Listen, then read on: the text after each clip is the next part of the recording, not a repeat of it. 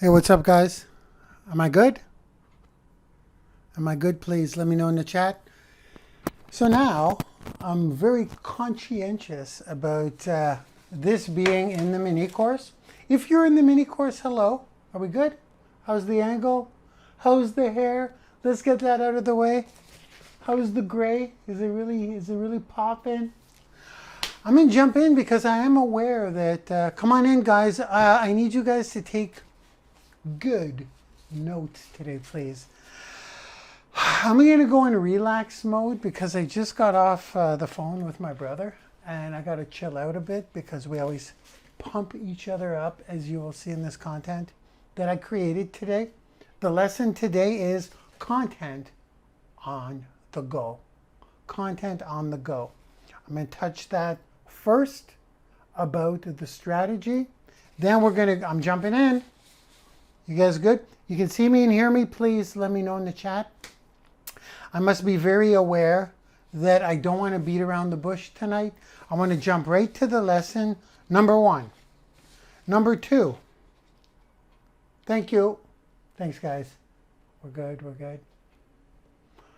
I work like a beast, but it's always a little energy draining talking to my brother because he's so dang smart. Why did I talk to my brother? Well, we talk every week.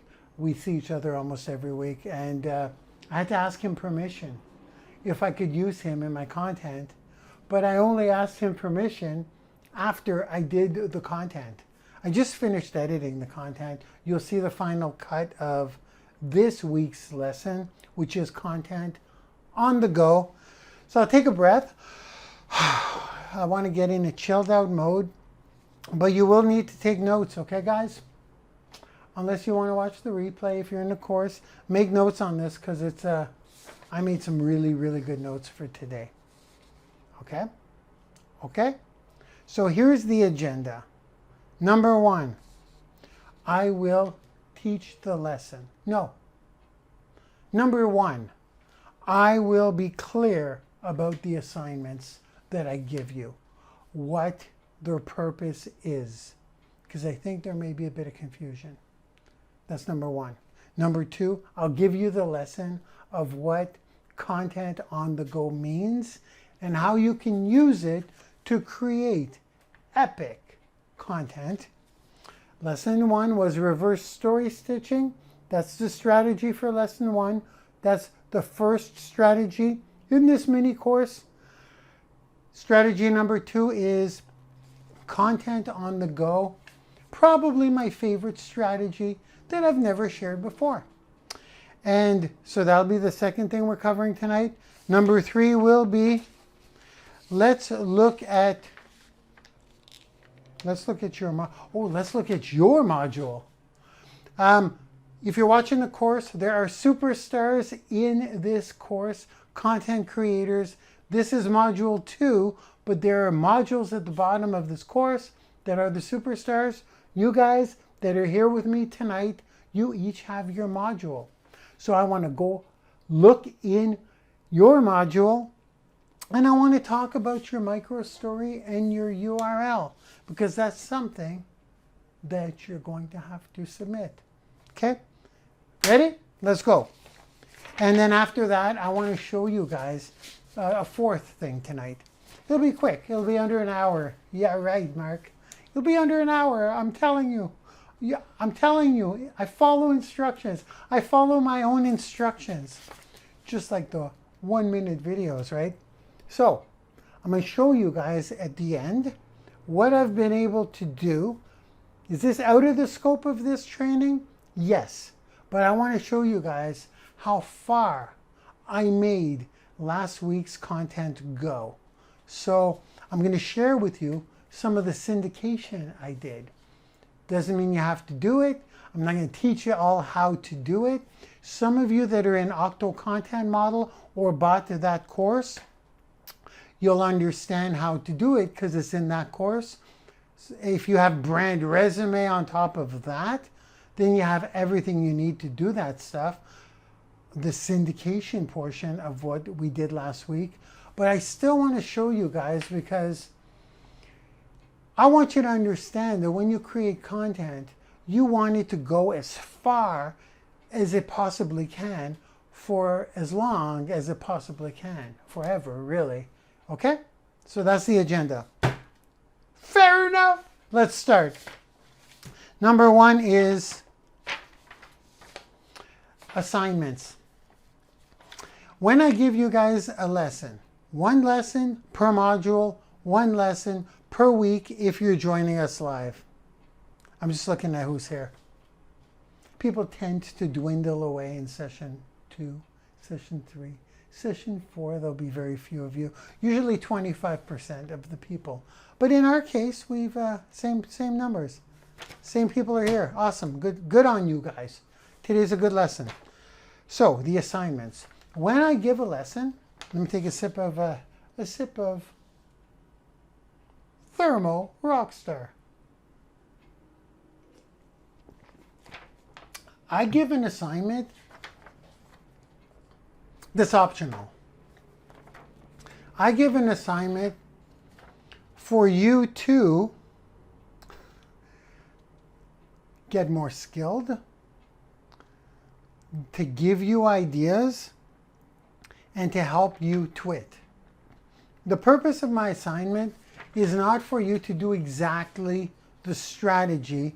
If you have a twist on it, that's good. That's okay. So reverse story stitching, the way I did it, the purpose of teaching you that is not so that you do exactly reverse story stitching. I do it because I want to show you how it's done. Today, we're doing content on the go. I do an assignment that applies the content on the go strategy so that you can see how it's done. But it doesn't mean that your assignment must be exactly how it's done. I'm providing you with these 4 powerful content creation strategies in these 4 modules to give you ideas. First of all, to make you more skilled. If you know these 4 strategies, reverse story stitching is the first one. The second one is content on the go. The third one won't be revealed until next week or module 3. And the fourth one, same thing, won't be revealed until the 4th week. There are 4 powerful strategies that will make you a more skilled content creator. Is content creation in demand? Absolutely. Good content creators, I said it before and I will say it many, many times over again. Good content, skilled content creators are hard to find. So number 1, it will make you more skilled. Number 2, ideas. It will give you ideas. And number 3, it will help you twit. What is twit? Who can put that in the chat? What does my acronym TWIT stand for? I'll take another sip. TWIT is important. It instantly turns you into a leader, not a follower. Cheers. TWIT. Teach what I teach. Let me breathe. TWIT is teach what I teach. So these strategies that you're learning here, you can apply them. You can teach them is what I'm saying. You can apply them. You should apply them. But it's very powerful for you to teach them to other people because so many people are going to want to create content. And these strategies make it very easy. So you should be the one teaching them, okay?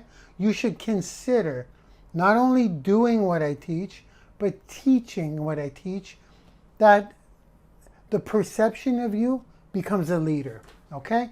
If people see you doing something, that's cool. That's the assignment. If people see you teaching something, that's cooler because they instantly perceive you as a leader to follow. Boom! That's how I wanted to clear up the assignments. Now, the topic. I choose topics. You can choose your own topic. You should choose your own topic because because last Thursday I talked about how a tragedy becomes a blessing, and I used reverse story stitching. You don't have to use that topic. You know what I'm saying? Pick your own topic. Again, this is to make you more skilled, give you ideas, and give you content to twit with. No rules. There are no rules. You don't have to follow rules. You don't have to follow a strategy. The only rule is the due date. You must have one of your pieces of content in the private Laboom Squad group. On week 4, I'll tell you guys exactly how to submit the content that you want posted in your module. That's the only rule. There are no rules.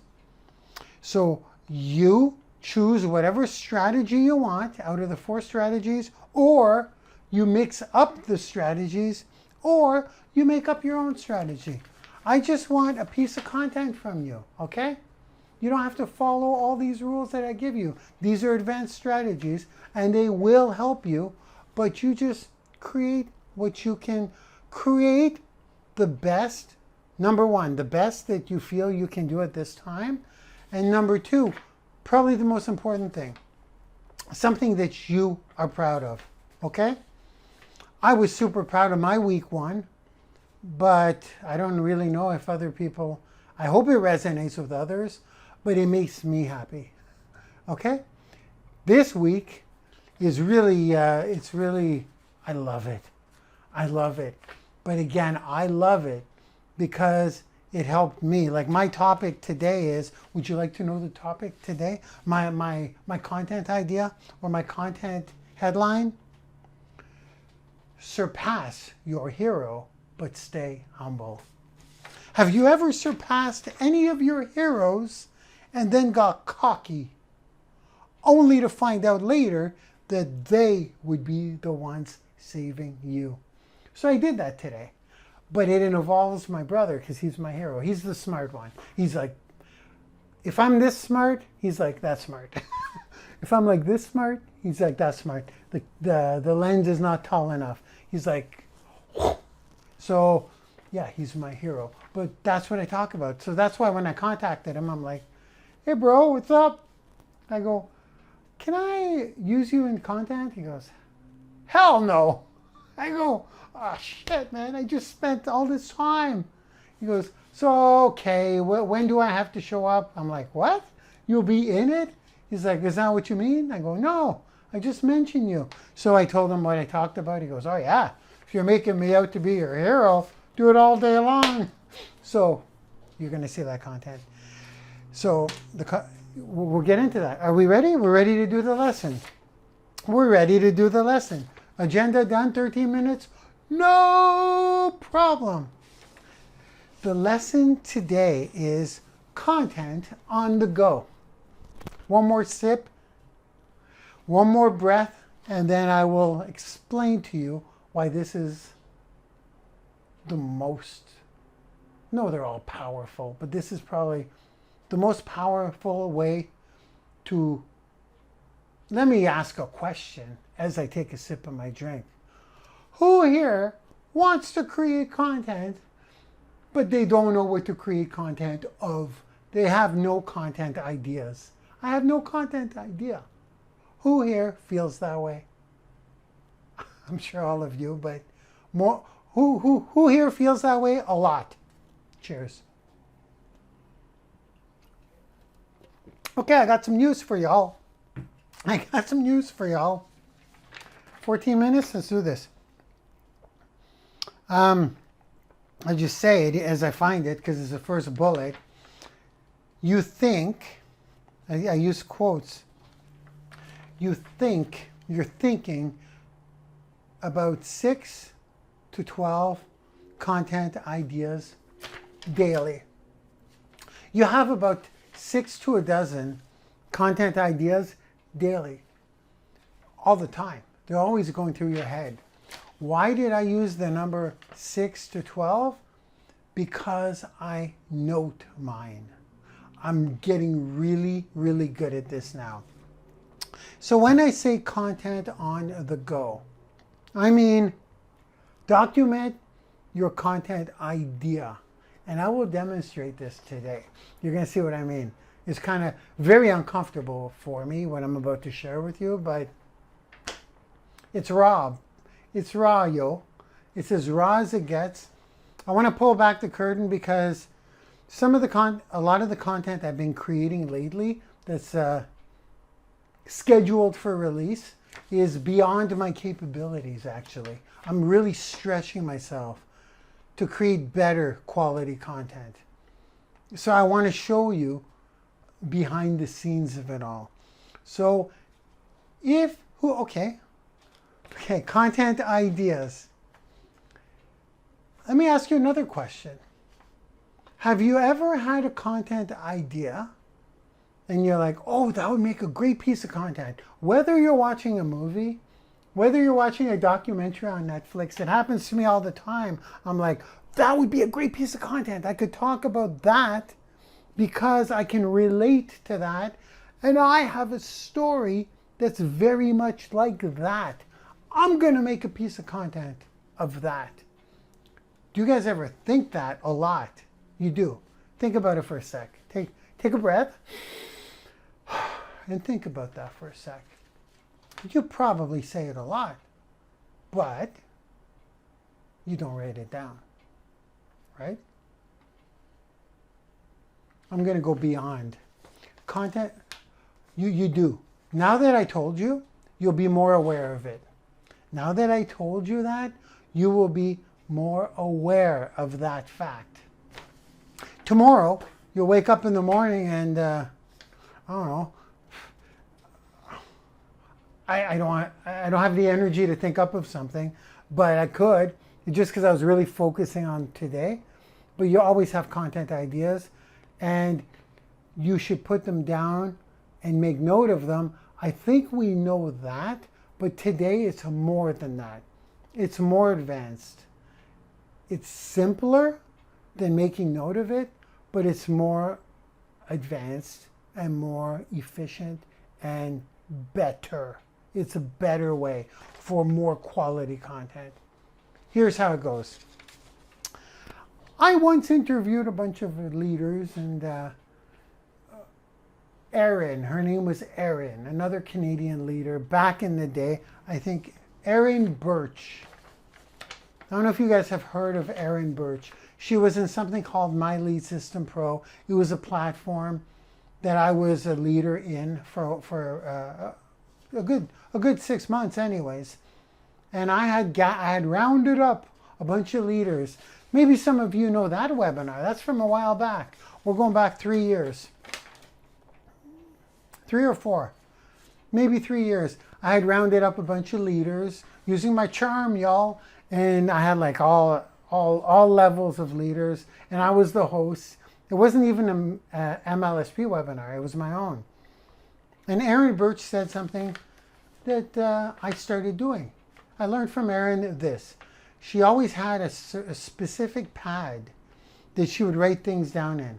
And she would always carry a pen and paper, or a pen and a pad. And whenever she had a content idea, she would just write down the bullets. So I started doing that. I had one in my gym bag, but okay. So that was what I learned from her, and that worked incredibly well throughout my years, because I'd have a content idea, I'd jot it down. But I have evolved to the content on the go strategy, and here's how the content on the go strategy works. I'm on a phone right now. Where's my other phone? I have a couple of them. Let me grab one. There we go, in here. Okay, so this is what I use. So if I have a content idea, I push record and I log it. I film myself. I go, okay, bro. I go, here's what's on my mind. And I talk to myself and I say, maybe you want to use this for content. That's content on the go. You will be amazed at how many clips you will have at the end of a week. Are they all going to be good? Hell no. Most of them are going to suck. I call it topic brainstorming. First thing, step one is record those clips, almost like a little TikTok videos. Some of them will be 2 minutes. Some of them will be 10 minutes. They will mostly suck.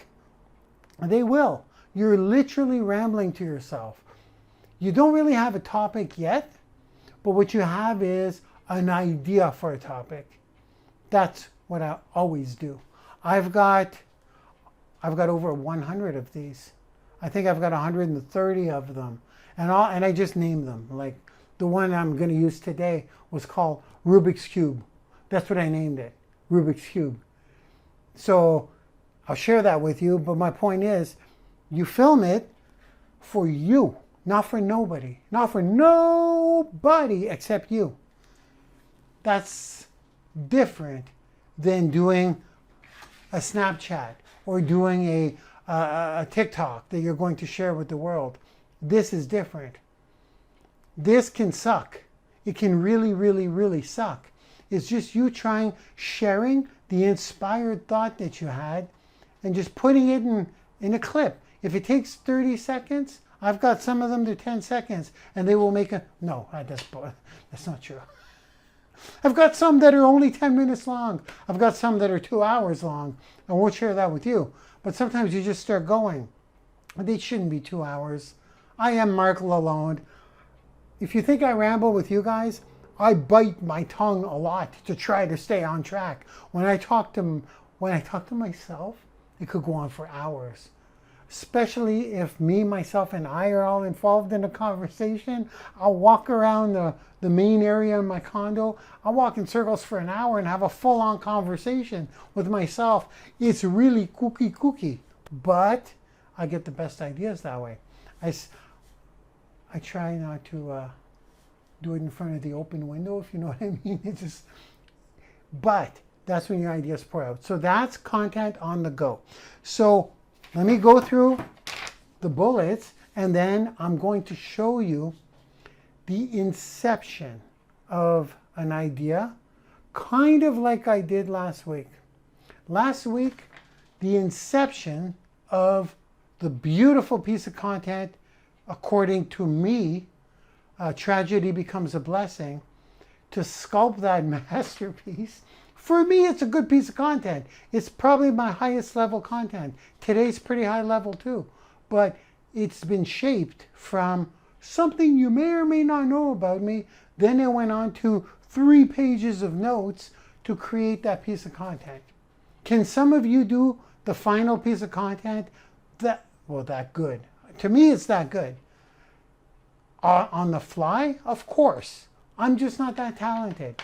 I require to take a lump of clay and then start shaping it into something and then sculpting it. So it usually requires a few steps. You with me on that? And I think it requires all those steps anyways. Even the greatest artists in the world. Like, look at Picasso. Look at his self-portraits. Look at some of... Let me take water. I'm really into this. It starts with a lump of clay. Then you sculpt it. So I'm going to share with you tonight last week, that's what it was. That was the lump of clay.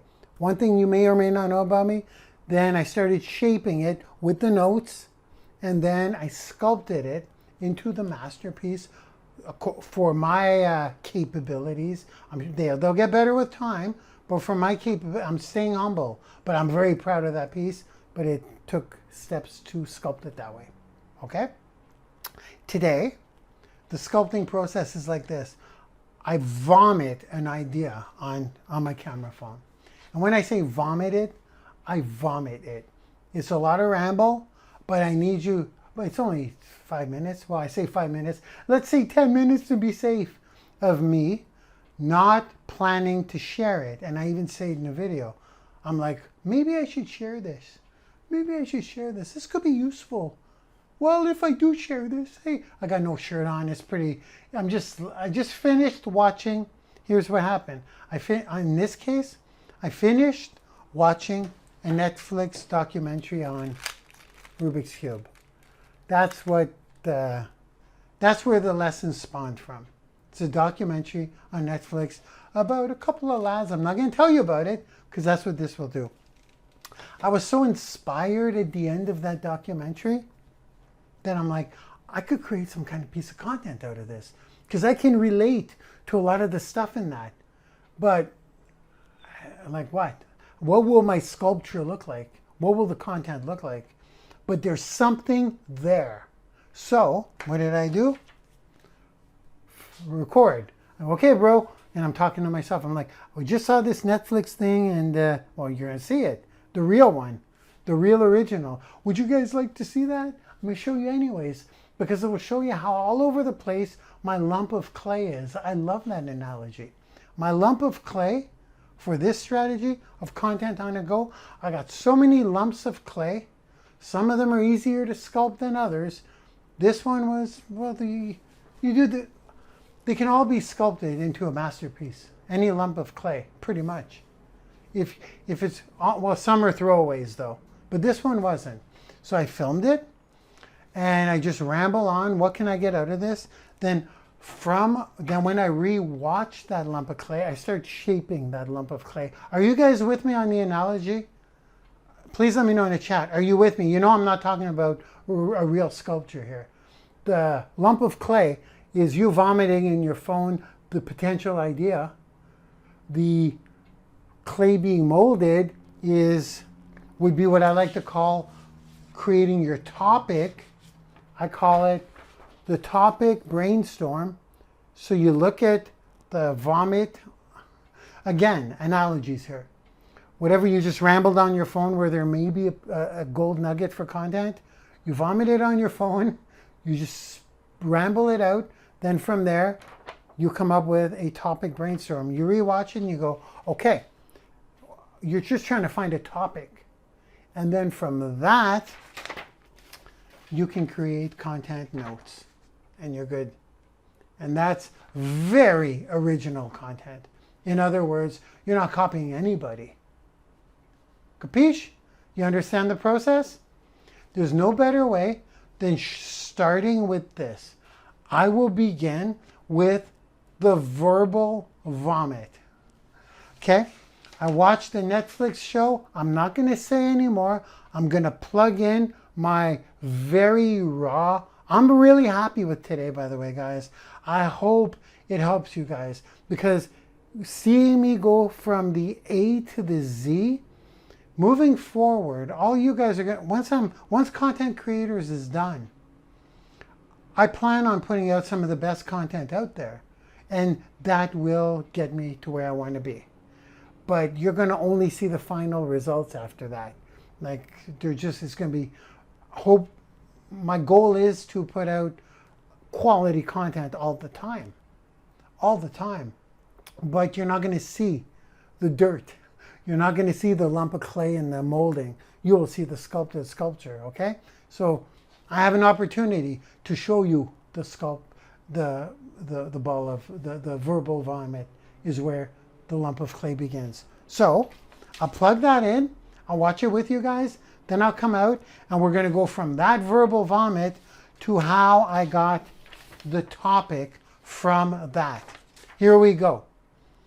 Don't let me, well, I'm going to watch it with you. I can see it. So I was going to say, let me know when you see my screen, but I only say that when I come back out.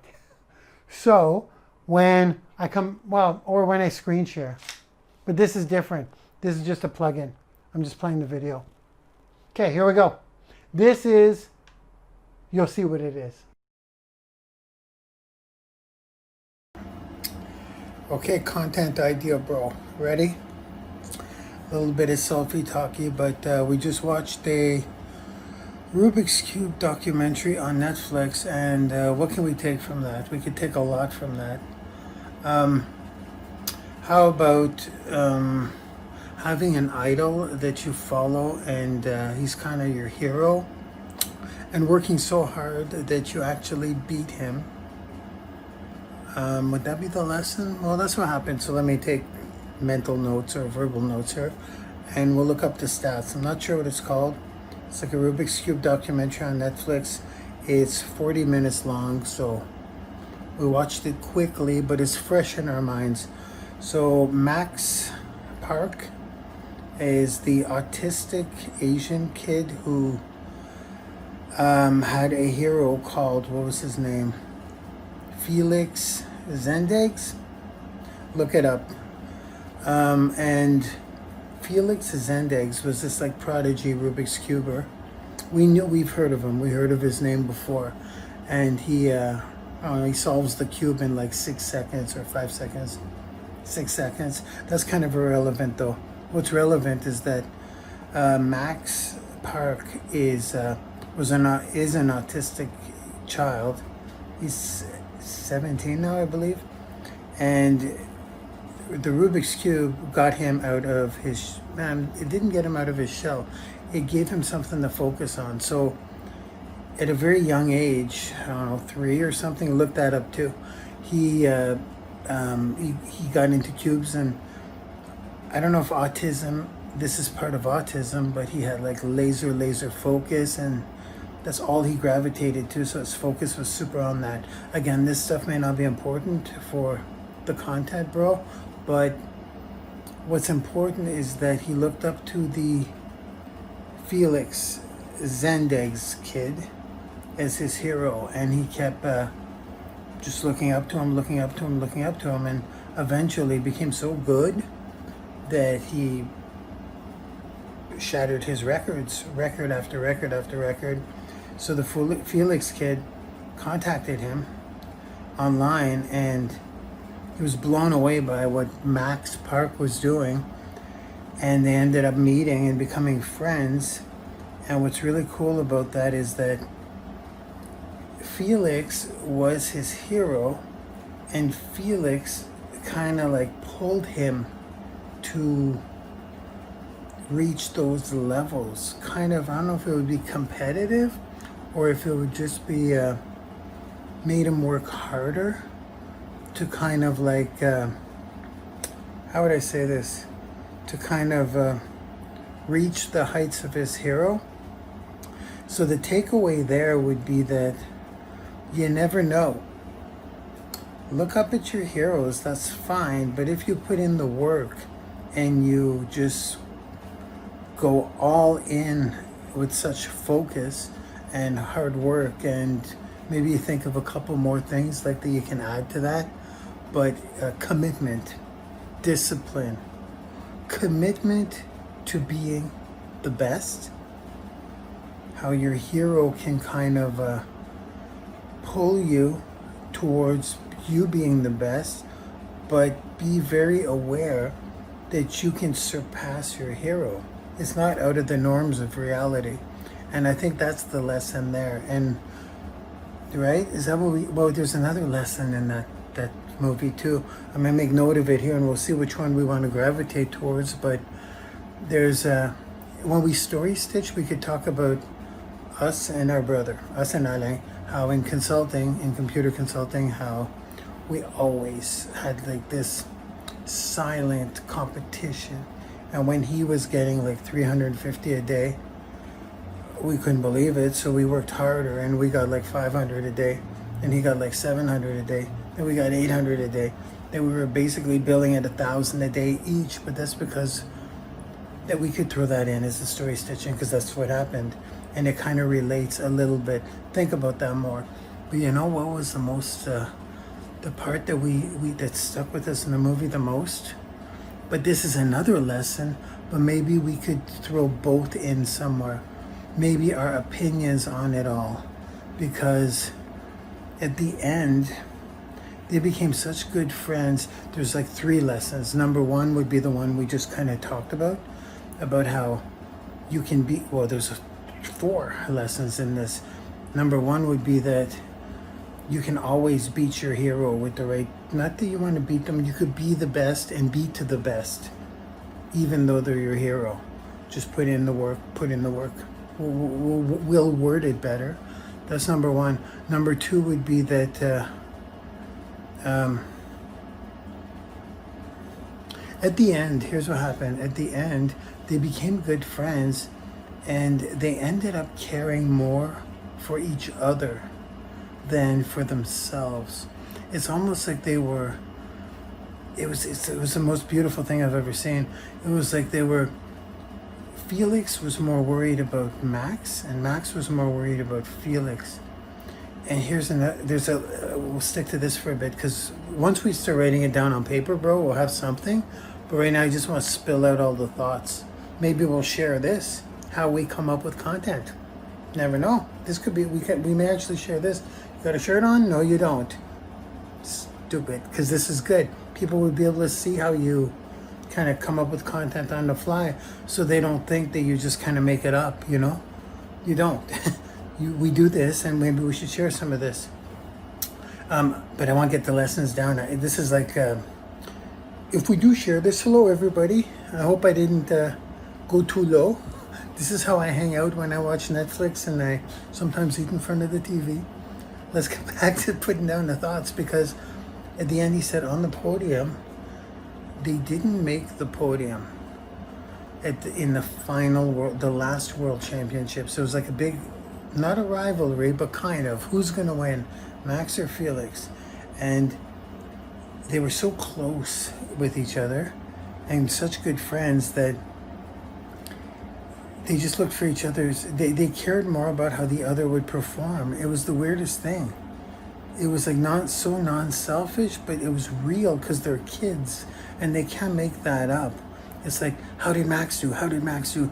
And he's like, how did Felix do? How did Felix do? It was like so genuine and sincere. It was beautiful. But when they both lost at the end, Felix, here's the thing, bro. Everything Felix would do or say, Max, with autism, Max would follow what he said to a T. It's like if he said, let's both jump off a bridge together, he would do it. Like, that's how much he idolized him. He ended up beating him with every record, which is super cool, but he was still his hero.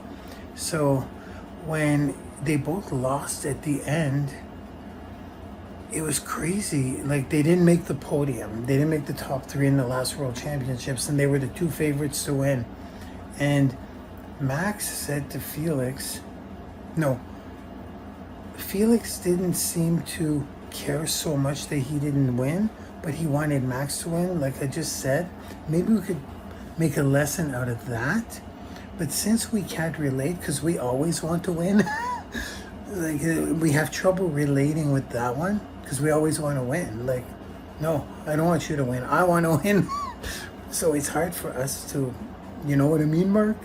It's hard for us to relate to that in story stitching. But what we can relate to is that Max, I'm trying to get the wording right.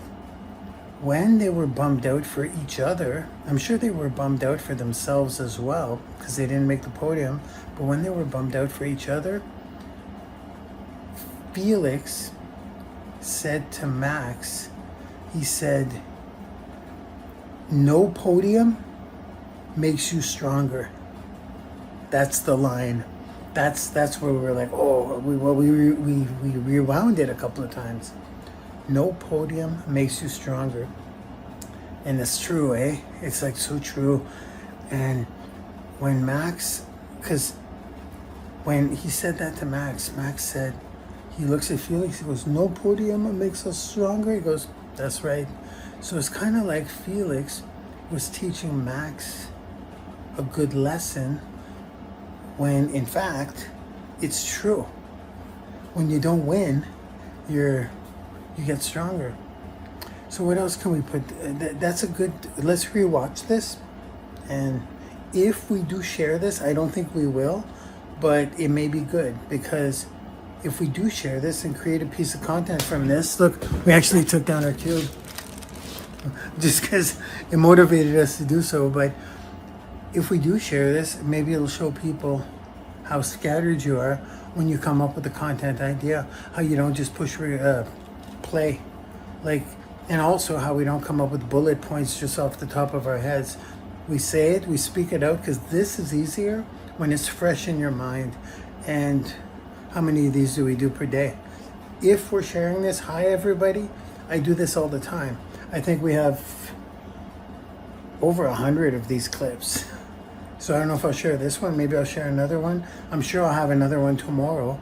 So whenever I have a content idea, everybody, in case I'm sharing, this is what I do. So as you'll notice, sometimes, what is it, 10 minutes? Look, I'm giving away my age. I'm like, I need glasses. I need glasses. That sucks. Now I feel like I'm talking to an audience, which I'm probably not. But that just crossed my mind too. Sharing going really behind the scenes, because our content is going to be really epic moving forward, Mark. Okay? So it's drawn out, but it's not meant to be shared, folks. If I share this is just for like me. It's like, instead of taking notes, I used to try to find a pen and paper wherever I was, like, oh my God, that would be a great content idea. But it wasn't always around, and by the time you write down 4 bullet points, you're like, what else did I want to think about? Like, what else did I have in my mind to use as story stitching, or how can I relate, or what's my lesson learned?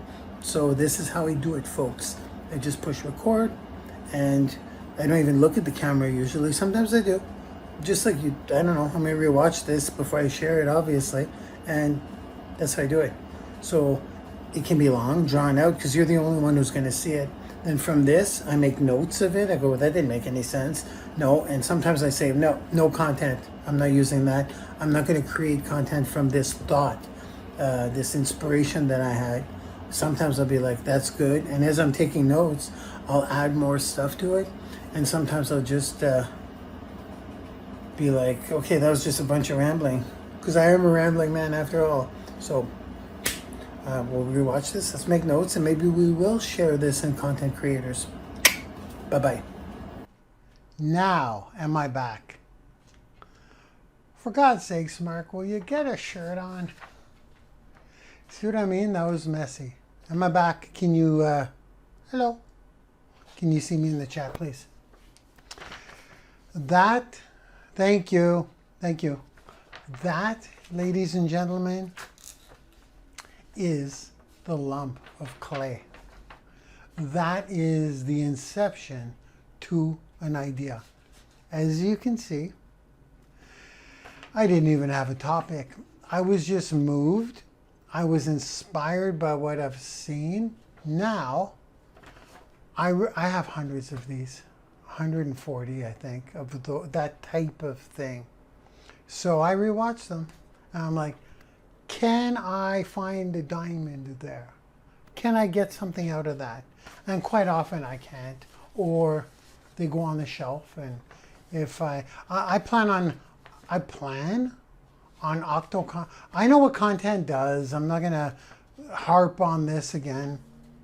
But content creation, the more I have out there, the more. I just had someone before this webinar, and yesterday, and I don't know if I have names. Who? Colette? Samantha? There's people who want to literally buy something from me. And they want to know what I have to sell. And all the time. Now I'm getting into automation a lot. Without that being said, without lay down sales coming in. Because I want to automate everything. And I just want a very engaged audience at scale. So the more content I have out there, the more I have a big audience. Imagine having an email list of millions of people that when you have something to show them, they all know you, and your audience keeps growing because you're putting content out there. Again, I'm harping on this, but I plan on doing content, being so good at it that I could almost do one daily and octo-content it, and then guide people to automated webinars. That's where the system is going. And then when I do have a live event, I could get a bunch of people to show up who know, like, and trust me, from a huge audience. I'll segment that audience. I'm going into too much detail of where my mind's going. Bottom line is, I would love to create 5 pieces of content per week. And in order for me to create, that's high level stuff, yo. Imagine creating 5 pieces of content at a very high caliber content. 5 pieces going out on half a dozen platforms and half a dozen podcast platforms all every day. Imagine doing that 5 days a week. You're gonna be like, it's gonna create some serious stuff. That's where I want to go. So in order to do this, I need a lot of what you just saw, a lot of those ideas, so I could pluck from them and say, okay, what was I thinking? Because those will just come out of you naturally throughout the day. Even if you have 2 per week, 3 per week, and you're doing 1 piece of content per week, you can pluck for those. Does that make sense on just getting it raw, content on the go? I hope that makes sense. There's no effort there. It doesn't have to be good. No one is supposed to see it. I shared it with you guys for the purpose of this training. Now, step number 2, we have to mold that lump of clay. We have to mold it. I have to find a topic.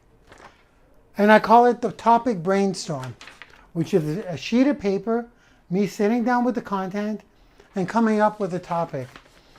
I'm not really going to go through it, but it's just me writing stuff down to nail down a lesson, a topic.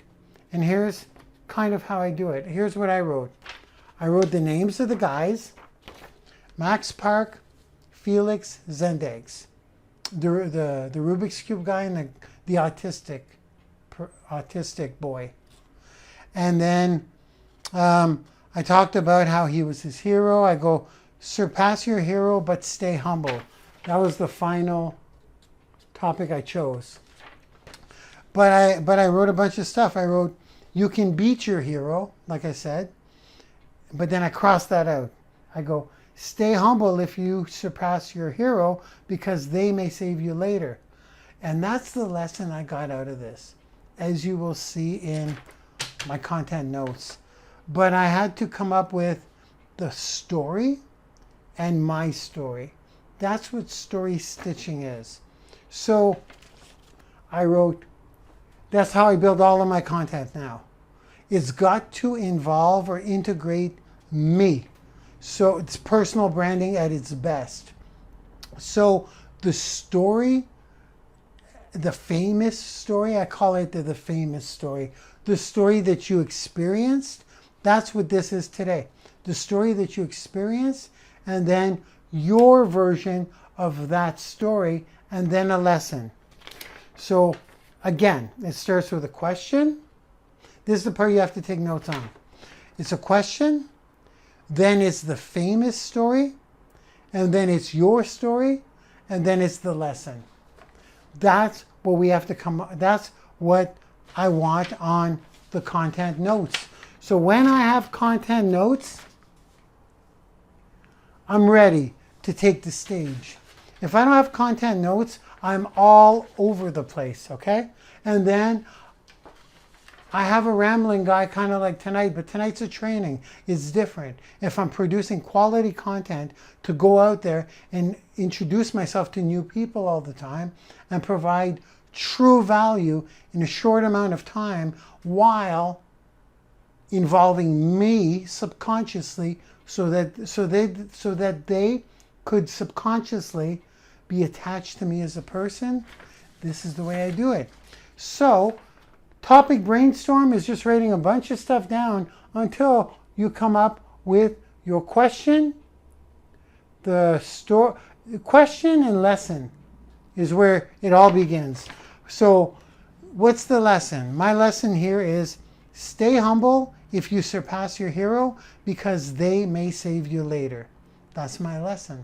It's a great lesson. It's a great lesson, and I can relate. So I took from that lump of clay, I took from there that I created a story. I didn't create a story. I structured a story based on what I just saw from that lump of clay. I structured a story from that, what I just experienced. And then I created my story, which is my story. I structured my version of the story to match that story. Make sense? It'll make sense when you see the final result, or it'll just really make sense once you see my content notes here. So the famous story, my story. I have to create those. I got my lesson. My lesson, I just said it, stay humble if you surpass your hero, because they may save you later. My question is, surpass your hero? No. My question is, over here. I got it. This is a lot of mumbo jumbo to get it down. See, you got a rough draft of the famous story, a rough draft of my story. They all match up. And then the lesson is surpass your hero, but stay humble. Stay humble. So as you see, that's why I call it a topic brainstorm. And then what I do from there, I put it all on one sheet this time, is I have this. This is like my script for my content. It takes a lot of work. I have to work a lot to get a good piece of content for me. I'm going to say this again. Based on everything based on all of my experience, this is as good as Marc Lalonde can get at this moment in time. I'm really happy with it because I gotta say this. I'm really happy with the end results here because I look back at me just a couple of years ago. I look back at the content I was putting out there compared to this content. It's infinitesimally better. It is. It's a whole different level of final result of product for me. Will it get better? It will always get better. So I'm very proud of it. And here's what my script looks like. I have 3 boxes. Question, always the question. My story stitching, I box them like this. So I have the famous story. Then I have my story, and then I match them up so that the stories are the same structure, except one of them is based on the famous story, and then one of them is me, and how we ended up with the same result. The lesson is the lesson in both stories. Could you do this with only the famous story? Absolutely. That's what many people do. This is where this strategy is powerful. This is where story stitching is super powerful, because you'll see a lot of content where people share a story of the famous story all the time. And then you'll see some content where people will share just their story. The problem is, if you just do it with the famous story, you'll still have the question and you'll still have the lesson. It will still be nice, great content, but you're not personal. The only personal branding you're doing is by being on the camera. You're more of a spokesperson. You're more of a hired face to deliver the content. So they will know you by face, by voice. Oh, it's that person. They're going to have a good lesson. They're going to help me. But if you add your story, then they know you at a deeper level as you as a person, opposed to just recognizing you as the person delivering the information. You hear what I'm saying? They know you at a deeper level. Now, if you were to just do you and not share the famous story, well, then a lot of people don't care about you. You won't get their attention. Okay? They don't know you when they first see you. And they'll be like, why do I care about your story? But if you start with the famous story, then you're more likely to get their attention, and you sneak your story in there. Understood? So, here's what I came up with. From that lump of clay, I love that. From that lump of clay, I shaped up a topic. And I kind of scribbled up what I just explained to you. Then I ended up with the final notes, and here's what they say. Then I'll show you the final result, the produced copy. Question is, and I word it properly too, and I quite often read it off of my page in the content, but that's why I have those clips like in session 1. So my question is, have you ever surpassed any of your heroes and then got cocky only to find out later that they would be the ones saving you. You'll see, well, here we go. That's the question in the beginning of my content. Then I share the famous story. Who? Max. Max has a challenge. His challenge is he's autistic.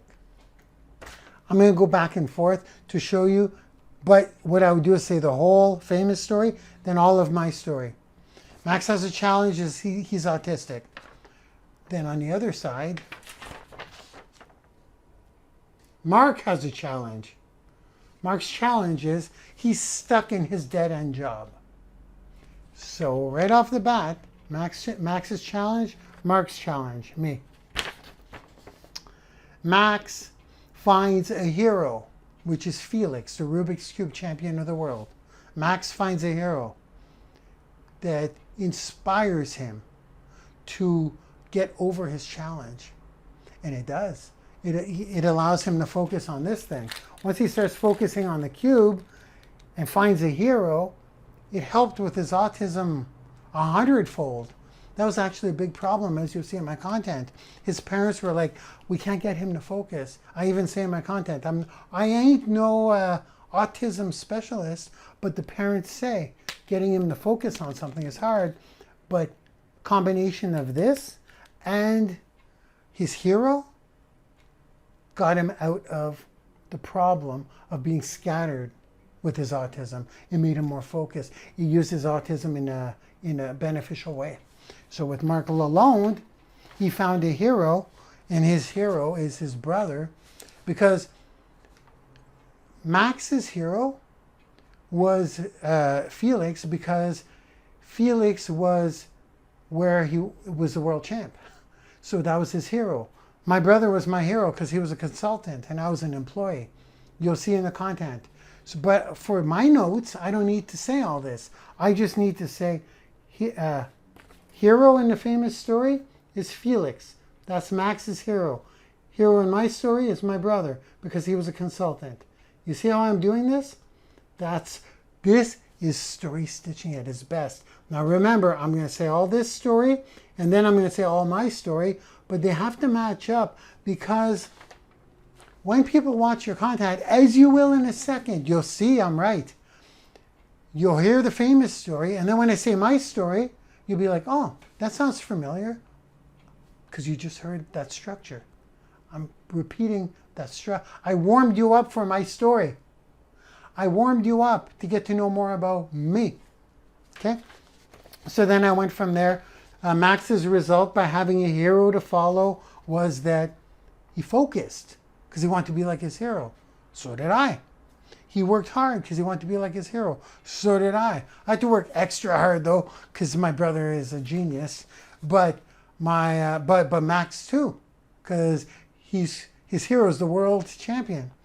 It made him tap into his creative faculties. Me too. I had to get super creative because I couldn't match the intelligence of my brother to become a high-priced consultant. It's so off the charts, his intellect. So I had to get super creative, and Max got super creative too. And then Max surpassed, as you'll see, he beat every record, including became world champion. So then my brother, I surpassed him too. I did. So it was so comparable, and I wrote that down there too. See how I'm matching it all up, right? Famous story, my story. And then of course, at the end, you're gonna love this. I'm gonna save this for the content. But Felix saves Max, and the only reason he saves Max is because Max was humble. You'll understand in the content. All I had to write was saved. Here's what I wrote.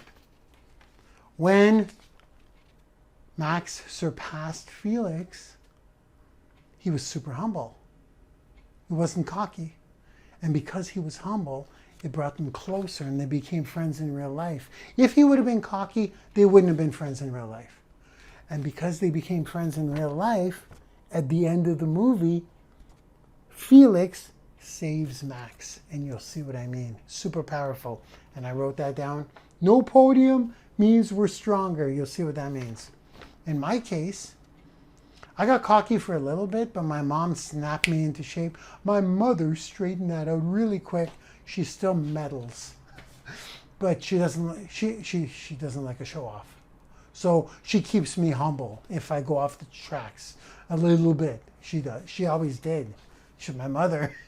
So for me, because I stayed humble, thank God for my mother for slapping me upside the head when I got too cocky.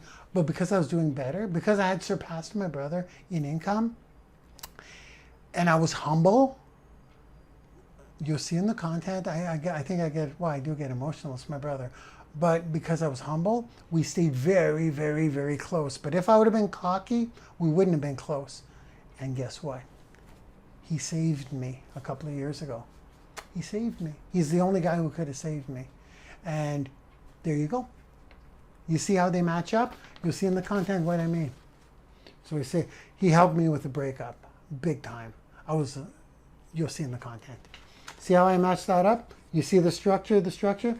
And then the lesson, of course, is stay humble if you surpass your hero because they may save you later. Boom. Understood? Cool? Do you understand the strategy that was enclosed within today? There's a lot today. You're going to have a lot of lumps of clay. Okay? Content on the go, y'all. Content on the go is nothing but a lump of clay. And you want it to be a lump of clay. Because if you wait for it to be perfect, if you were doing this with the intention of putting it online, you wouldn't do it. It's true. Well, look at mine. It was a complete and utter, I love that word. It was a complete and utter mess. But now, are you ready to see the final result? Just drop my pages. Are you ready to see the final result? It was tough. It was tough. It was tough. But again, this stuff lives forever.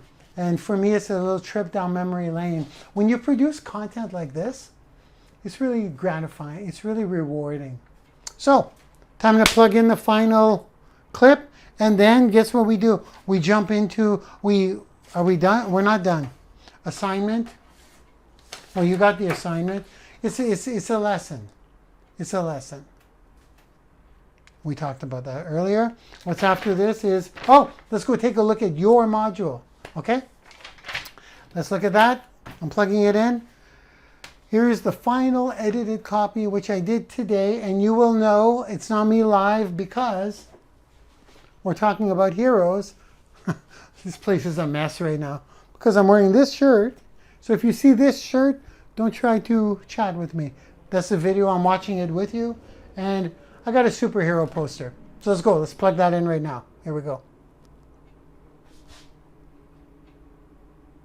Hey guys, Mark with a C here. Have you ever surpassed one of your heroes, but then you got cocky only to find out later that they would be the ones saving you? So I was just watching Netflix, a Netflix documentary. It's one of those things that I do. I'm kind of a documentarian junkie. I love documentaries. And there was a documentary about the Rubik's Cube. Now the lesson within this piece of content is beyond the Rubik's Cube Championship. In the documentary, there was a man by the name of Max Pack, and there was another man by the name of Felix Zendegs. I had heard of Felix before because he was the Rubik's Cube champion. He could solve the Rubik's Cube in under 7 seconds. So Max was an autistic, or is an autistic child. He's more of a grown child now, but he's an autistic child. So Max has autism.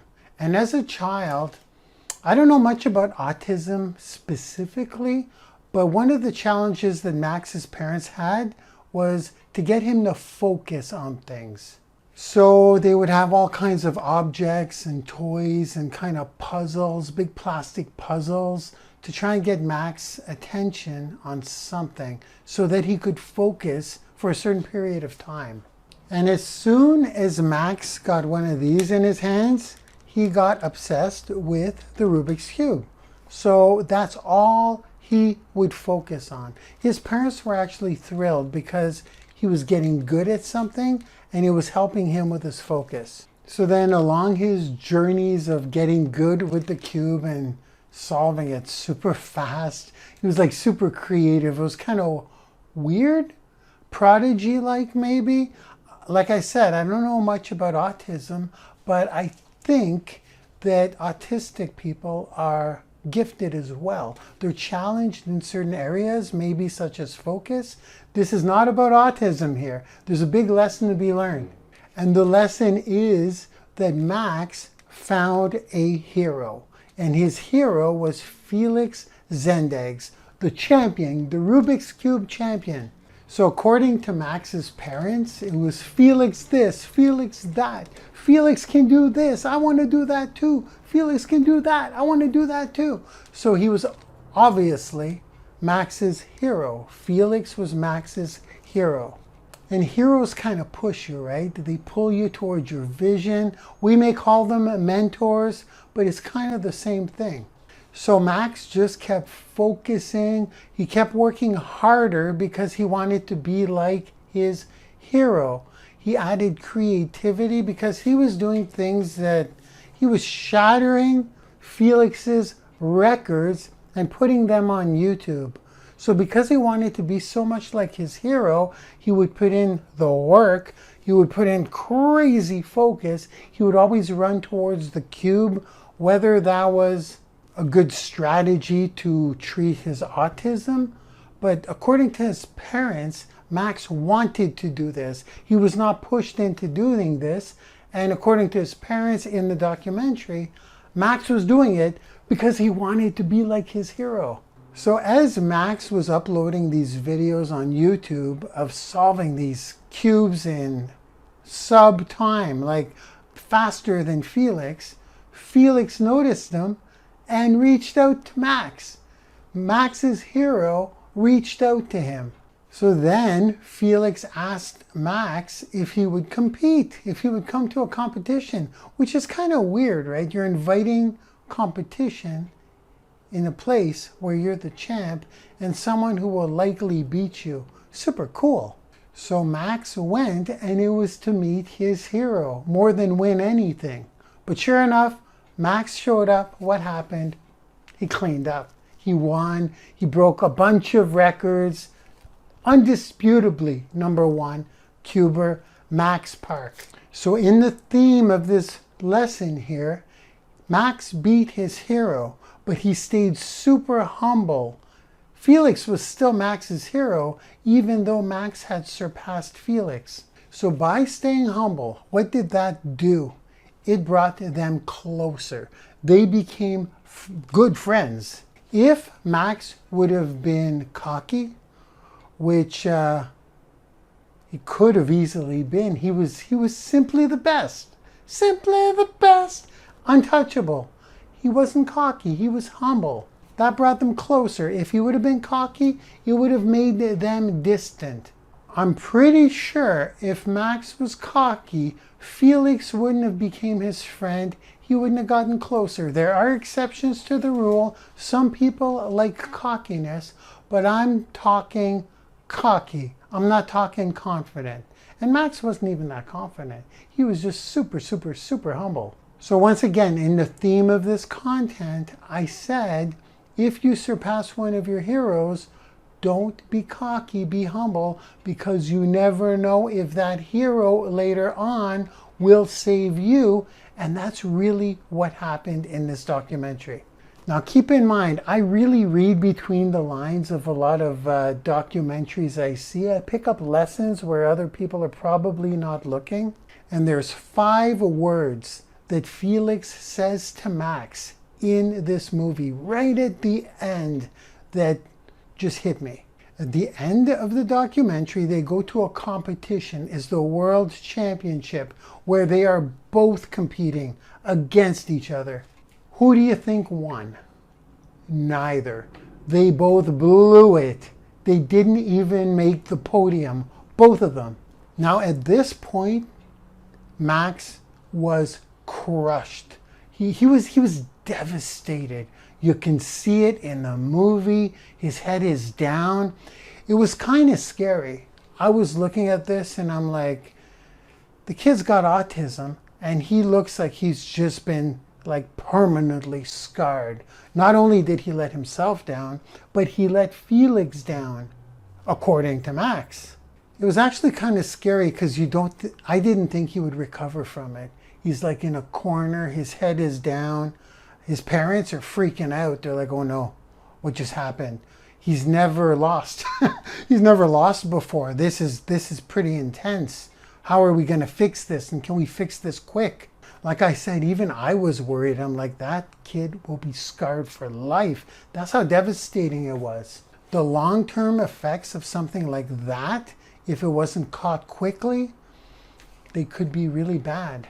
So here's where Felix came and saved the day. And he did it in it's a psychological saving, I would say. Max didn't want to get consoled by anyone. He was like, he was like shut off. Like, I don't know if that's one of the traits of autism, that you shut yourself out and you go into this deep dark hole, but he was shut off. He didn't want to hear anything from anyone. And then the hero came in and did his job. You guys ever hear, with great power comes great responsibility? They use it in a lot of superhero movies. And this is the part that I think a lot of people missed, but I got right away. Felix walks up to Max. Max pays attention to Felix because Felix is his hero. And he looks at Max and says these 5 words. Let me get them right. Max, without the Max. No podium makes us stronger. No podium makes us stronger. They didn't get the podium. They weren't in the top spots. And it was one of the most amazing, beautiful things I've seen because Max completely changed. He turned his frown upside down instantly, looked at Felix, and repeated those words in the form of a question like, did you just say that?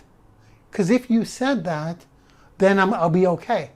Because whatever you say, you're my hero, I believe. I'm getting a little emotional thinking about it because he was the only person who could change Max's mindset. And his mindset was extremely sensitive. So then Max says, no podium means we get stronger. He goes, that's right. No podium makes us stronger. And then you just saw Max with this. It wasn't relief. It was a power. Like there was just a certain amount of time where someone could catch him and save him at that point. And that's exactly what Felix did. These were kids. This was just happening. It was pretty amazing to watch. But once again here, if Max would have been cocky, Felix wouldn't have reached out to him. They wouldn't have built a friendship. Felix wouldn't have been there to save Max. You get it? So it reminds me of myself when one of my heroes recently saved me. And really, really saved me. My hero is my little brother, the smart one. He's my hero, and he recently saved me from something pretty devastating. And I'd like to share it with you in a minute because it's very, very similar to the Max and Felix story. About 18, 15 years ago, I was a computer programmer. Many of you know this. If you follow me in any way, I was an employee before I was a consultant. So I had a cubicle job with set hours, fixed pay, very specific instructions on what I can and cannot do. And the problem with that is that I'm a kind of a creative guy. I have big ideas, and quite often I know a more creative way. Quite often I have some pretty out-of-the-box ideas that would help the situation and even help my bosses and make them look better. But I was boxed in. They didn't want to hear it. It's like, you got to do this, that, this, that. Nothing against my bosses. It's the government of Canada. There are rules, there are policies that they have to follow, and they have bosses, and it appeared that the higher they go up the food chain, the less they really know how stuff works. So I was pretty bummed out. That would be my challenge compared to, if you will, Max's challenge of autism. Not comparable, but I felt stuck. And here comes my brother, my little brother. His name is Alain, or some people may call him Al, but it's really Alain. A-L-A-I-N, Alain. Just like my name is not Marc, it's Marc. Marc avec un C. Okay, we're a couple of French guys. So my brother was a computer consultant while I was an employee. And it was a beautiful thing to watch. He could take on contracts that he wanted to. He could say no to contracts that he didn't want. He could actually use that genius of his and propose out-of-the-box solutions and get super creative. Because he wasn't there to get paid by the hour. He was there to make magic, to fix what wasn't working. If a company was making X amount of dollars, he would go in so they would double that amount of dollars by creating systems that were usually out of the box thinking, very creative. And they would invite that. They would pay him $350 a day because he was the genius on site. And we used to talk about it all the time. I'm like, they're letting you do that? And you could leave whenever you want during the day and show up whenever you want. So he was getting paid for the results, and they were giving him total freedom because he was making it happen for them. Granted, you got to be smart, creative, hardworking, mostly smart and creative, and have ultra focus. No, mostly smart and creative, which he is. He's more smart, like mathematical genius type of computer nerd. I can say that because he's my brother. I'm more of the creative side. Definitely not as smart as him, not even close when it comes to computer programming. But a lot of the stuff we would talk about, I wanted to do what he wanted to do. He was my hero. I remember he would show up at work. He'd say, "Oh, I'm just pulling a little Harry Houdini." If he ever sees this, we could laugh about it because he would just make it happen on his terms, and they loved him for it. Now, kind of like Max catching Felix, what did I do? I focused like a beast. I worked like a beast to get as good as my brother. It was hard to do though. I had to use my creative faculties because those were my strengths. And I had to put my nose to the grind, kind of like Max, working on solving that cube, having that ultra focus. I was focused on becoming a better programmer to become a consultant. Consultant is different than an employee in my computer world. An employee shows up, does what he's told, and if it doesn't work at the end of the day, oh well, it's okay. Well, we'll eventually figure it out. You're on payroll. But a consultant making $350 a day at the time must produce, but it's more fun because you get to get creative and really implement some pretty out-of-the-box ideas, and people pay attention to you and they actually follow your lead. It's really amazing. So I worked my butt off. I got my first contract because I was looking up to my hero, my little brother, and I got my first contract also for $350 a day. Now this is going back probably 18 years, maybe 15 to 18 years. And then once I got comfortable in that world, kind of like when Max got comfortable in the cube world, he started uploading videos on YouTube, right? Max with his Rubik's Cube, solving it faster than everybody else. Well, I started getting ultra creative and really making companies more money, really improving their systems, really doing like out of the box stuff. It was amazing jumping into consulting.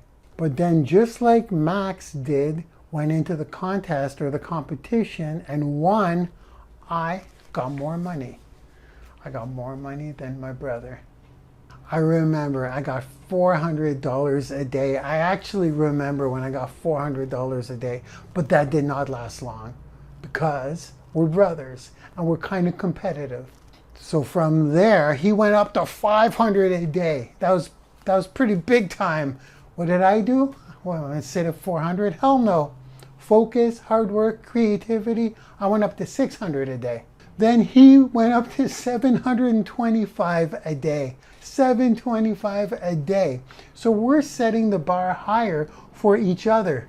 And then I got the 1,000 a day. We played around the 800 for a while. Then I got the 1,000 a day. So I will put that as surpassing my hero. Because we did gauge our success on the per diem. How much you making today now? How much you making? So once I hit the 1,000, that's pretty hard to get back then. It's probably still hard to do in the consulting world for a programmer, for a developer. I'm not talking like systems architecture here. I don't want to go off topic, but the point is, I had a hero. He's still my hero, by the way, today. Still my hero. And still way smarter than me. But he does give me credit for my creativity. He thinks I'm more creative than him. Am I? Probably. No, that's not true. That's not true. He's super creative too. Okay, which brings me to staying humble. I stayed super humble because he did continue to say that. He goes, you're just too creative, man. He goes, you're too creative. He goes, you're going to find a way to keep going up. You're so damn creative. He doesn't sound like that at all.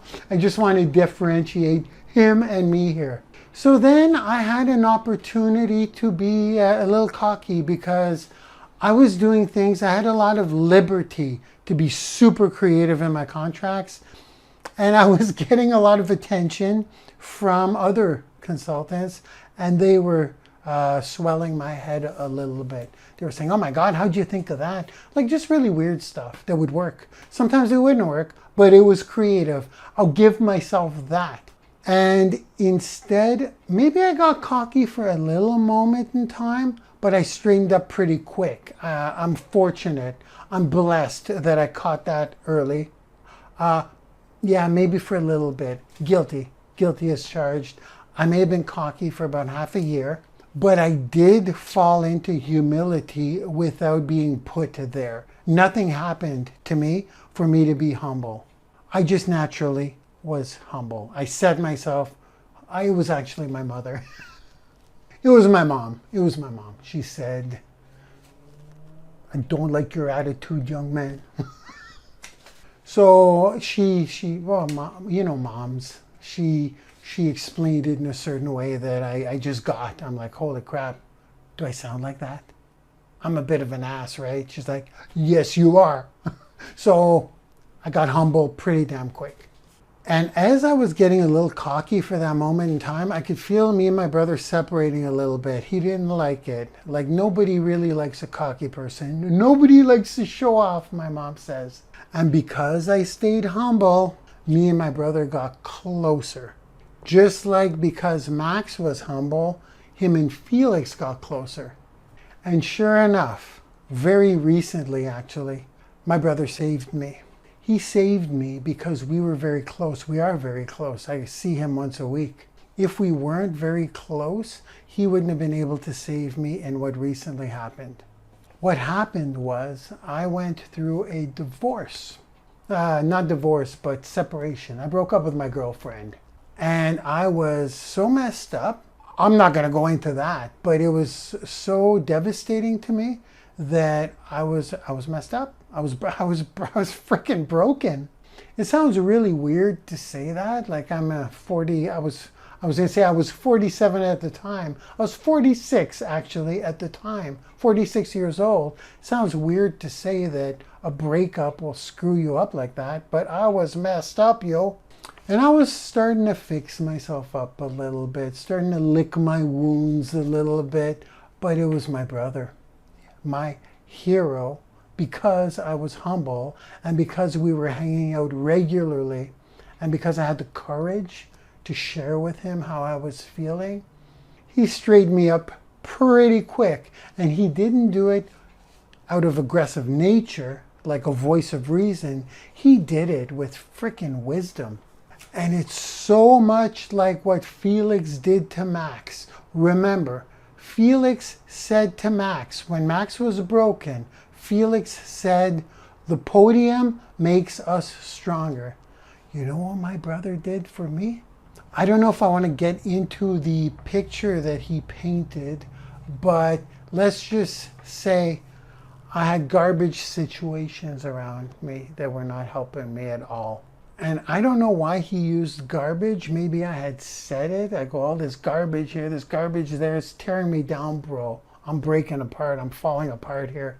And he gave me an analogy about how garbage, actually, when you burn it and get rid of it, it turns into energy. And because he's my brother, he just knows me a certain way. He knows how to talk to me and kind of like give me some kind of paradigm shift. So that one conversation about garbage turning into energy, I did a quick blog post about it because it was fresh in my mind. That one conversation with my brother instantly healed me. So I did surpass my hero. I stayed humble. And then later, my hero saved me because I was humble. Being humble makes people close to you. Being cocky or arrogant makes people distant from you. So let's close this thing off with this. One powerful sentence. Stay humble if you surpass your hero, because they may save you later. Marc Lalonde signing off. Thank you for watching or listening. Have an amazing day. Bye-bye now. Am I back? Can you guys hear me? Can you guys see me and hear me, please? So there it is. I love it. I love it. I'm very attached to it. That's my final result. These have been two crazy, awesome pieces of content for myself.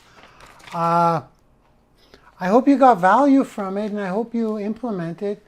But if you don't implement it exactly, it was very. This has pushed me out of my skill level. So I'm excited about that. There it is, folks. Lesson number 2. How to turn verbal vomit into gold. That was in the invitation video. How to turn verbal vomit into gold. But now I kind of like the clay into sculpture analogy. But it really is a verbal vomit. So when you have an idea, when you're inspired, start out like the shirtless myself who is doing the just sitting laid out after watching a Netflix documentary like that guy. Start out with that and end up with that. But more importantly, well, no, not more importantly. That's the important part of it. It starts off like that. But by all means, if you could go directly to the end result, you can go to the end result. Some of you, I don't claim to be the best in the world at this here. Some of you can just go. Have I seen people do a flawless?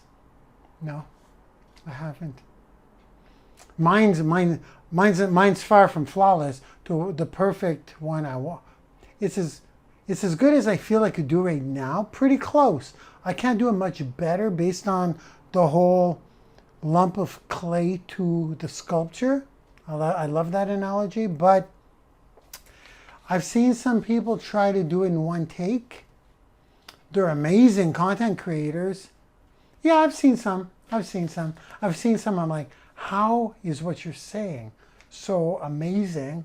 And how are you not cutting or clipping? It's too good. Well, yeah, it depends. Yeah, like I've seen some clips of like Elon Musk talking for like 10 minutes straight and there's nothing. Like I'm just like the whole time, I'm like,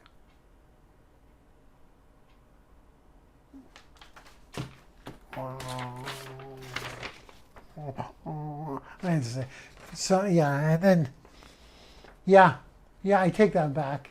There's some people that are they're so knowledgeable in what they're saying, and they're doing story stitching.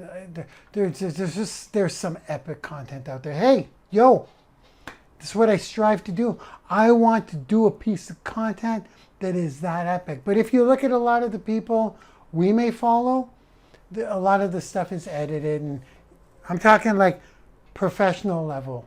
Billionaires.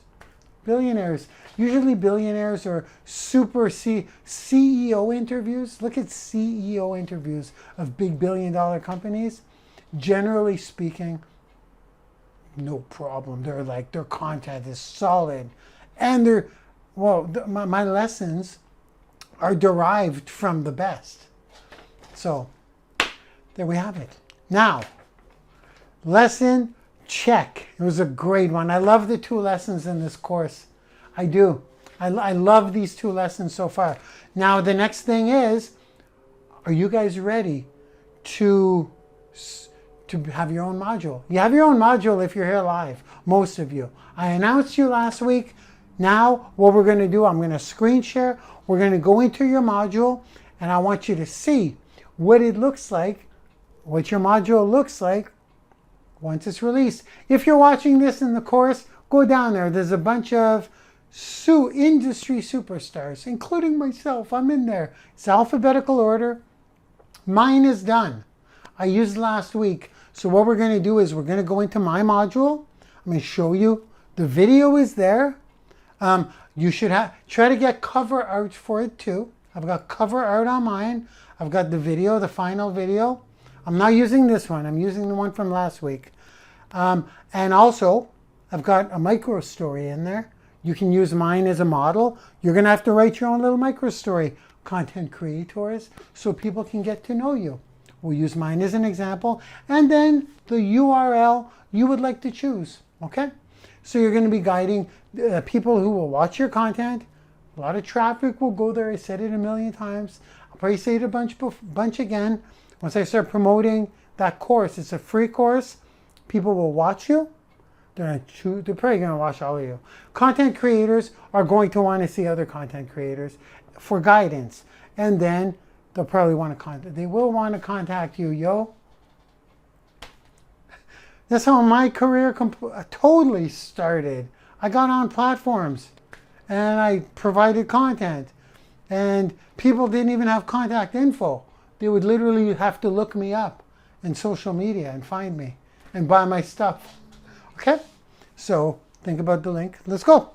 Let's share that. And then the final thing tonight is I'm going to show you how far I made last week's content go. And I'm going to do the same with this content from tonight. So now I need you to let me know when you see my screen, because if you must know, because I'm screen sharing opposed to plugging in a video. It's different. So please let me know in the chat when you see my screen now, because we're going into your module. Here we go. Okay. Tappity tap, a little tappity tap on the studio mic. Can you please see my screen? I'm going up and down here on social media is the new Hollywood. That's the school that I will be sending millions of people to. Please let me know in the chat. Now I need you to let me know in the chat, please. Awesome. Awesome, guys. Thank you. So here it is. This is the Content Creators course. This is where, but let me just click it. It's a free course. I'm going to be sending tons of people here, as I mentioned a million times before. I'll mention it a million more. I'll be sending people to sell them courses. I've got a $5,000 one. I've got a $2,000 one. And I've got a $500 one. And this is my school. I'll be sending people here all the time because I'm creating funnels of my own to bring people here through automated webinars. So now, this is a free course for people who don't buy my stuff, or so many people are going to unlock this. So congratulations, my content creators. Let's go look at your modules within. So this is the course. I'm going to go into it right now. Let's just go into it. This is the preview. When people unlock it for free, this is what they see. They get the full course. So the lesson 1 was last week, reverse story stitching. Lesson 2, if you're within the course, it's right here. But if you're live, it hasn't been uploaded yet because this is exactly what we are doing right now. So this will be content on the go, will be lesson number 2. Next week we have lesson number 3, another strategy. Then lesson number 4, another strategy. And at the bottom right here, here you are, folks. Let me expand that. There it is. Here you are. Starts with A, goes all the way down to Z. And these are all the content creators. These are you guys. So you can go unlock the course right now, and you will see whether you are one of the content creators or not. If you are not, there is no getting in anymore. This ship has sailed a long time ago. If you are in here, but you don't submit your content in the Laboom Squad group by September, I'm looking at my calendar. I am looking September 3rd, okay? I'll notify you on week 4 that you must have something in the group and how to officially upload it in your module. Okay, so these are the content creators. None of you have got it uploaded. So if I go look, if I just pick one randomly, Marlene Christensen, I just clicked it. Marlene will have her video. Marlene will have, hey Marlene, if you're here, I believe you may be catching the replay. I think you are in, I don't see you here right now, like in the live chat. I think, well, I could pick anyone else. It doesn't matter. You all have this. It's blank. It says, oops, there's a problem with the video about Marlene Christensen. If you guys are watching the course, these are all full now. But what I will do is I will go to mine because I uploaded mine. And this is what yours will look like. Search actively for open doors. Okay, so your video will be here. How beautiful is that? That is your content with your content topic. I talked about the assignments today. You essentially get to choose what your topic will be. You don't make it the same as mine. If you want to, you can, but you probably want to get a little creative on your side for that. So there it is. This is what your video, where your video will be. And if you scroll down, here is the micro story. This is how mine is staying. This is a complete module. This is exactly what your module will look like. Try to keep it at 200 words, okay guys? That's what we want to kind of limit it to. And there will be no links within your story. I'm setting these these are just basic ground rules so that people don't have like a bunch of links within. And I don't want to start a kind of like a schoolyard fight over here. But they did this and they're allowed to do this. So we're just going to keep it the same for everyone, which is why some of the more famous people on here are going to still be in alphabetical order, okay? No favoritism. And if your content is good, you'll get more people contact you. That's the bottom line. I think the bottom... Should I throw this in? Should I throw in a little tip? I don't know if I should throw in a little tip. It's hard to smile when you're producing. I think it's hard to smile. It kind of depends on the person. Smiling is very, very, very, very rare in content. When you look at content out there, even if the people are super successful, I had to practice smiling on film. Mind you, I just smile all the time. Life is pretty fun. Yeah, I don't know. But the reason I'm saying that is not because I smile, you should smile. The reason I'm saying that is because when I watch interviews and people are so serious, I get a lot of value, but I always say to myself, they don't look like they're much fun. Like they just, that's how I feel. I don't know if you feel the same. Like sometimes when someone's super, super serious, like Elon Musk, for example, but then he smiles, I'm like, oh my God, that was so cool to see him smile. That was so, let me see that again. That was so refreshing and like warm. It felt so cool to actually see him smile. And I get very attracted to marketers who smile more. I really do. To people who smile more. Okay, That was just a tip off the top of my head, but that's because that's how I feel. I don't judge people for it, but it's just, if you're going to be in this long list of content creators, where I think we're 40 of us, if you're smiling, it may be more inviting to other people. Just ask yourself that question. Are you more attracted to someone who's smiling or someone who's not? It takes work. I'm not always in a good mood. Oh God, believe me, I'm having sometimes you'll see a piece of my content and I go into performance mode. I do. I'm just having a bad day. Like I got like 13 Facebook ads get declined, and I'm like, okay, what am I doing wrong? It could be anything, and I'm like, I don't want to smile, but I'm going to force it out. And yeah, I wasn't supposed to give that tip, because you are who you are. So I'll leave that up to you. Oh my God, that was pretty crazy. I just went off. That was a smiling squirrel right there. There's your micro story. You can use mine as an example, Marc Lalonde, and make it yours, obviously. And then I want you to think about the link you're going to provide. You get to provide one link, okay, guys? And if I click it, of course, it goes to thewealthytrainer.com, my blog. That's where I'll leave that there. That's up to you, okay, guys? If you're asking yourself, can I edit this later? Very unlikely. I mean, that will depend on, no, probably just contact me and I'll have some help by then. So if you're watching this course, this doesn't affect you because you're not a content creator. If you're watching the free course that you unlocked. But if you're here live with me tonight on Thursday evening, well, later on, if you are a content creator, contact me, but I'm cutting myself off from being contactable like in the next couple of months. So it'll be literally impossible to get in touch with me. But I will have someone. I'll have an assistant that will be taking.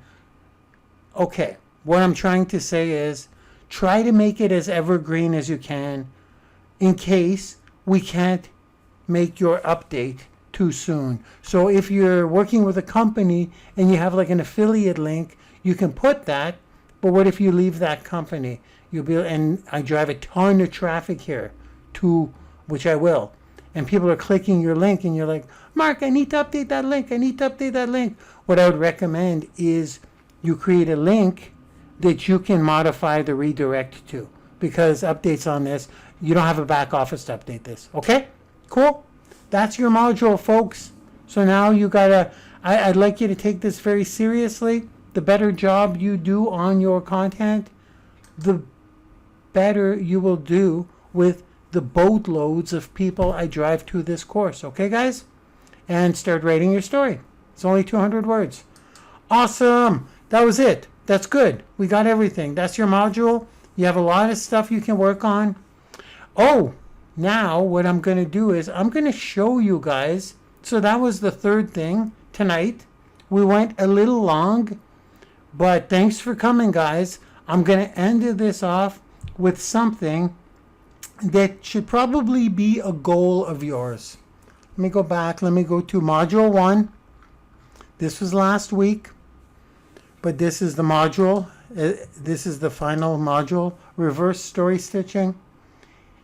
Who was here last week? It doesn't matter. In last week's session, we covered a strategy, reverse story stitching. Here's what matters. I created 10 pieces of original content in one day.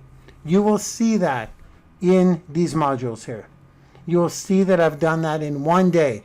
It was a long day. Now, what I'd like to show you guys, again, I don't train how to do this here, but the syndication process. The syndication process is done through Octo Content Model. So for those of you that have the $5,000 course, you can say that. Who here has the $5,000 Octo Content course? Put that in the chat. I know there's a couple of hundred of you anyways a good majority of you have that course, I'm pretty sure. Who has the Octo Content Model course? I'm not selling it here. I just want to let you know that what you're about to see is because of Octo Content Model. If you're asking me, how do you get on all those, how do you get a podcast platform? How do you get on the home devices like Alexa and Google Home? How do you get on all the LinkedIn, the Instagram, the Facebook, the Twitter, the Tumblr? How are you doing this all in one shot pretty much? That's because of Octo Content Model. But I want to show you how far one day of work goes, okay? So let me show you that right now. I'm going to start with, let's go to my blog. We'll start there. thewealthytrainer.com. You can look at it for reference if you like, but again, this is out of the scope of the training. So when I create a piece of content, what I do, I created 10, and here's what I did. I uploaded them to my blog, number 1. So we got 1, 2, 3, 4, 5, 6, 7, 8, 9, 10. There we go. Isn't that cool? So these turn into blog posts. This is just to show you what one day's work will do. This is my home. It turns into a full-on blog post. I'll go to my last one, which is last week, module 1, when a tragedy becomes a blessing. So that's the first place I put those pieces of content. And this is how I syndicate every piece of my content. Number 1, it goes on my blog. So since it's on my blog, syndication begins here for me. It's on my blog, then it's also on YouTube because that's where I pluck it from. So if I click here, that's my YouTube. Hey guys, Mark with a C here. 11 views. You'll notice I don't get too tied up on the views on certain platforms because I am just doing the thing. I'm doing the thing. I'm syndicating my content. Certain platforms will get traction. Certain platforms are getting more traction than others, but I don't tie myself to that. I have a great piece of content. It's called I Need My Fix and I Need It Now. Actually, it's amazing. I'm not saying that because I did it. I'm saying because a lot of people get stalled and they're like, nobody's watching. Oh, look at that, 11/11. 11 views, August 11th. That's when it was put up. Sorry, 11/11 is one of my things. So that's number 1. It goes on YouTube and it's on my blog. So next what I do is I start with Facebook and LinkedIn. What I'm going to do is I'm going to go at the top of my blog and see all these little icons up here. Those are all platforms that I'm on. So you got YouTube, Spotify, LinkedIn, Twitter, Periscope, Instagram, TikTok, Tumblr, Pinterest, Alexa, which is the Amazon home device, SoundCloud, iTunes, Stitcher, Google Podcasts, iHeartRadio, and Pandora. If you're asking yourself, do I actually put all of those pieces of content across all of these platforms? The answer is pretty much. It's pretty freaking awesome. And I do it multiple times on each platform because I put them out as videos, video clips, or images, or in some cases, 2 of the 3. So I'm just going to go from platform to platform to platform just to show you what that looks like. I don't want to take this much time because I'm not training this. This is all in Octo Content Model in the course. How to make one piece of content go across all these platforms and bring back leads back to your blog, back into your custom audiences. It's so freaking insane. It sounds like I'm selling Octo Content Model, but I am not. I'm just so hyped. I'm so excited that that course exists. Okay, so what I generally do, you'll notice there's no Facebook up here. I will add it. I will add the Facebook one. I've been off Facebook for a while, so I'm kind of very weary to send people to Facebook from my blog because I don't know. I just use it to run ads. So what I generally do is I start with Facebook and LinkedIn. Let's look at those, see what this content looks like on those platforms. Okay, so for my LinkedIn, I upload the videos that are the short, under 10-minute videos, and I add a call to action to my video clips. These are video clips. If they're under 10 minutes, I upload them and I use some hashtags. I put a little call to action that says, you can check out my entire content library or ask me anything by using my hashtag, or go directly to my blog. If they click that, well, guess what? I capture them in all of my pixels and they fall into my rabbit hole where they can check out more content from Marc Lalonde, the Wealthy Trainer. That's the call to action generally on all of these posts. So I'll go back just to show you the volume of posts I get. I said 10 videos in one day, 10 pieces of content. So 1, 2, 3, 4, 5, 6, 7, 8, 9, 10 video clips. And then what I do, see, I did all these today. This was 11:11 this morning. Then I go with the images. I just throw up an image which goes directly to the blog post from here. If they were to click this, there you go. Directly to the blog post itself. So they could check out the video and all the blog information there. I better go quick. We got a lot of platforms. I'm just showing you how far one day of work went. So 1, 2, 3, 4, 5, 6, 7, 8, 9, 10. So that's LinkedIn. So all of these have the same calls to action in the description, except here I'm just posting the picture with the direct link to the blog post. And down here I'm putting the video clips. So that's 20 posts on my LinkedIn with all the hashtags. It's crazy what kind of views this will generate by the end of the day if you combine them all. And more importantly, how many new people I will capture in my custom audience. Now, let's go to Pinterest. Has everything been approved? I just uploaded these. It takes a while to approve the videos. Look at that, 1.1 million monthly viewers. This is going to generate a lot of audience members. I won't excite myself here, okay? You see some videos still being reviewed, but if you look at them, I put the videos and I put the images, so I'm double dipping. The video clips count as 10 because there's 10 of them, and the video images are 10 more. So you can see them right here. 1, 2, 3, 4, 5, 6, 7, 8, 9, 10. There's 10 videos there, wherever it is, here somewhere, right here. See, it started getting views. It's going to start, these start piling up views in the thousands. Well, me, it's tens of thousands because I've got 1.1 million monthly viewers. Did I mention that? I got to go fast. So you get it? All the images, which is generally the cover art. And again, this is Octo Content Model stuff. I'm just showing you how far one day of work goes for me, because I created 10 pieces of content in one day. Let's go. That's my Pinterest. If we go to my Twitter, the images haven't been uploaded yet, but it's the same idea. Video clips under 2 minutes and 20 seconds. I'll show you what that call to action looks like. For the Pinterest, it's the same thing as the LinkedIn. For the Twitter, it's shorter, but it looks like this.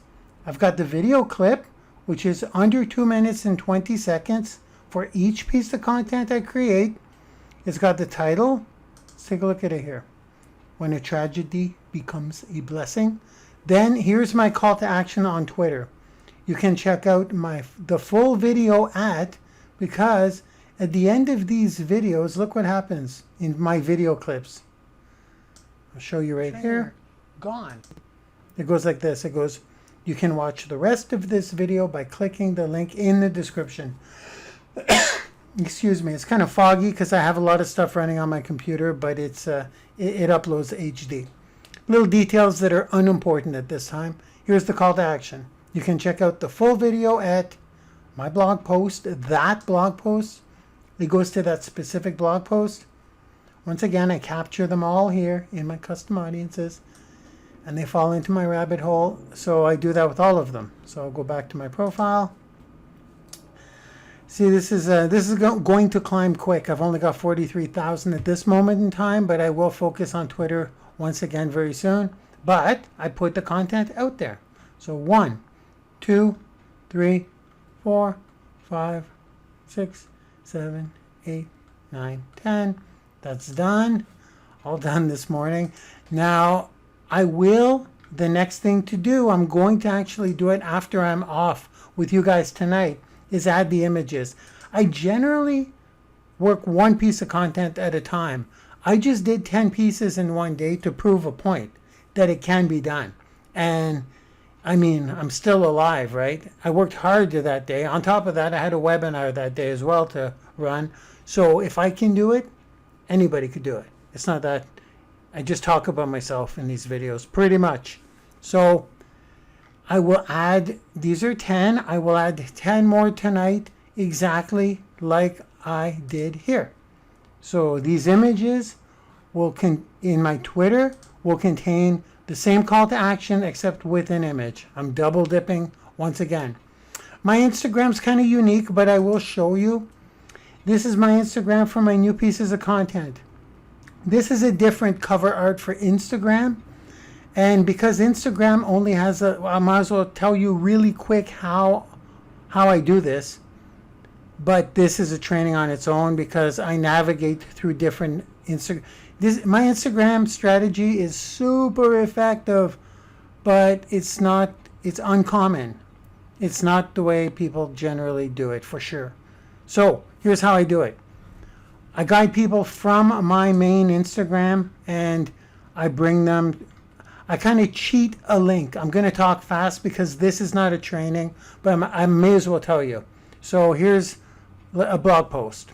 You'll attract some and you'll repel some. If someone clicks that, it will say the title, then it will say, watch this episode at boom, brought to you by the Wealthy Trainer, da, da, da. So if they click here, it's like a link, but it's a cheat. It's a little bit of a cheat. It goes to my account with all my content. And here they could see all my new content in cover art. But here's how they access the content. Because you cannot have a link in Instagram. I cheated it to come here. Now here they'll get all my content library. If they click one of the images, here's what happens. It says the title, and then it says, watch this episode by using the link in my bio, okay? And inputting part of the episode's title in the search bar on my blog. This is the best way to do it for me right now. I think it's the best way to do it on Instagram because on my blog is extremely searchable. So did I lock up my heart? So here's what they would do. Here's what they always do. They do this like crazy. Click the link in my bio and type in the title or part of the title. So if they do that, I'm just showing you guys what I do here. They click the link in the bio and it brings them right to my search page. And if they click in, I don't know, heart, it'll pop up. They don't even have to put enter. And from here, there they go. They got the whole blog post. And on top of that, I'm sucking in so many leads from Instagram with that strategy. Okay, so that's what I do with those new pieces of content on Instagram. Which platform is next? Facebook. We are on Facebook. Look at that. Now, something about Facebook. I do not respond on Facebook. I do not use Facebook. I do not communicate on Facebook. As a matter of fact, I don't even have the Wealthy Trainer vanity URL. This is just my Wealthy Trainer page, and I only run ads on this. So these are going to be ads.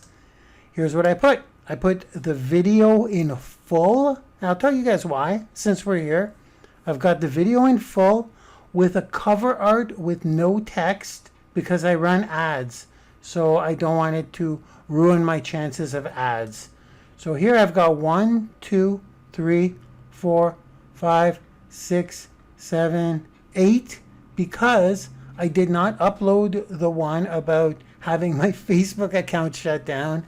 I don't want Facebook to see me advertise that I hate Facebook. That wouldn't be good. That would shut down this account for sure. And also the one about vaping, my vaping business. Facebook's super sensitive. So I've got the full videos. And if you're asking yourself, Why don't I have a video clip to bring them to my blog? Because I don't care if they come to my blog on Facebook. Let me explain really quickly. Again, this is out of the scope of this training, but I only use Facebook so that people watch 3 seconds of my video. Once they watch 3 seconds of my video, they fall into a custom audience on Facebook. Some of you know this strategy of mine with immortal content, and that's the only purpose of this. And then what I do with that audience is I run ads. This is just to collect people. I run ads of these to collect people in my custom audience.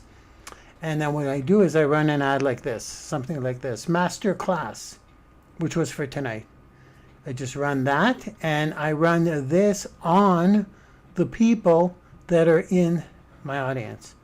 So my content are ads to get people in the audience. So I've got like, it's pretty well, my ratio is pretty well here, 7-to-1. 7 pieces of value, 7 pieces of non-agenda driven, non-CTA, non-call to action content. And then I scoop them up without them knowing, and then I just flood them with this ad over and over and over and over and over again, because that's targeted to the people who watched 3 seconds of my other videos. Wow, this is too much info. I mean, I don't want to waste time here. This is so out of the scope of this training. But I guess I wanted to say, don't try to reach me on Facebook. I only use it for this. As far as people are concerned, I'm not even on Facebook. This is to increase my audience. There we go. Okay, so as you have just seen, I make one piece of content go very, very, very, very far. Oh, I'm not even done. I got to show you guys this right here. Okay, I'm going to go back to the blog. And by the way, you guys can follow me on any platform up here on my blog at thewealthytrainer.com. They're all up here, and they go directly to my accounts on all of social media. So no matter what platform you follow me on, as I just showed you, my content goes out everywhere. So I have some people that only follow me on Twitter, and when I have new content, they'll see it.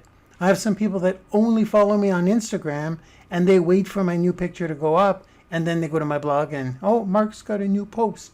Some people, same thing for Pinterest, same thing for Tumblr, same thing for all these platforms.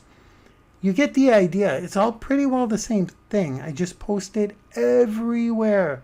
Different rules, a little bit of, if you really want to see exactly how I do it with every new piece of content, I kind of showed you. I just post everywhere in a certain way, but you can just go into my accounts. And as I release new content, you'll be like, okay, I want to copy exactly what Mark's doing. I recommend you do. I recommend you do. Podcasts, let me show you that. Podcasts are the best because I'm on every podcast, and all I need to do is upload it to my SoundCloud, and that captures it in my RSS feed. See all the episodes here? 1, 2, 3, 4, 5, 6, 7, 8, 9, 10. Okay? They're all here. This is only sound. These are sound files, WAV files, podcast episodes. So by doing that, because my RSS feed is on all the platforms, let's go see if it updated yet. I'll go to Spotify. And yes, there they are. They're all here. Boom, boom, boom, boom, boom, boom, boom. If I go to iTunes, and boom, boom, boom, boom, boom, they're already all there. If I go to, who's next? Stitcher, of course, there they are. Boom, tragedy, boom, boom, boom, boom, boom, boom. Do you guys have any idea how many people I'm reaching with one piece of content, right?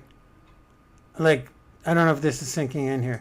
Google Podcasts, same thing, they're all there, boom, boom, boom, boom, boom. It's pretty instant. It takes a couple of hours to upload to all of them. iHeartRadio, this one's really popular.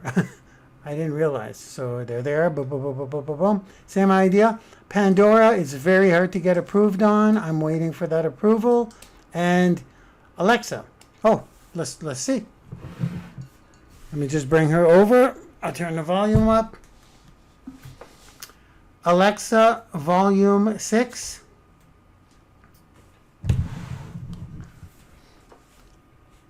Alexa, what's my news? Here's your news.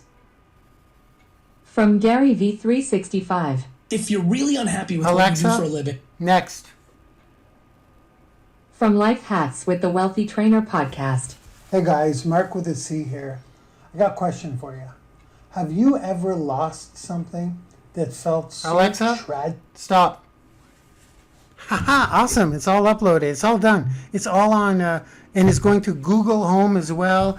Awesome. So it works on Alexa. So there you go, guys. There's my syndication process. I think I covered them all up here. Tumblr, it's the same idea, just because I'm looking at the time. But this is what happens when I create one piece of content. I did 10, so I'm going to get like a huge surge in leads. I got something to say. I am officially omnipresent now because of this. What if you did one piece of content? That's one of my pieces of content is 8 things you don't know about me, and I separated that into 8 different pieces. That piece of content is going so far for me for one day's work. But I'm at a point right now, because of this syndication process and because of the way we're creating content, that I will never ever have to reach out to anyone for anything. As a matter of fact, I cannot handle the amount of people that want to talk to me. It's so crazy that I can't even respond to people who have their credit cards out. I'm at the point, and I'm not even famous. You know what I'm saying? Like, this is crazy how content creation is the most important thing. It's like firing up a bunch of soldiers of you and sending them out to go get leads. Okay, ladies and gentlemen, it was an amazing night. Amazing night. Thanks for coming to Content Creators Session 2. Content on the go. I will see you guys next week, next Thursday. If you are in the course, don't get overwhelmed by this syndication stuff. You can look at Octo Content Model if you want. This is how I spit all this stuff out there and format it into different clips, sound clips. We open a podcast. I don't want to sell that right now. Go check out Oliver the Octopus in the course. He'll explain what we do in Octo Content Model. But right now, the most important action anyone can take, I don't care what kind of business you're in, I don't care if you're an entrepreneur and you're selling something, you must become a content creator. That is my closing thought for tonight. It was a dandy tonight. I love you all. I'll see you guys all on the inside. Bye-bye now.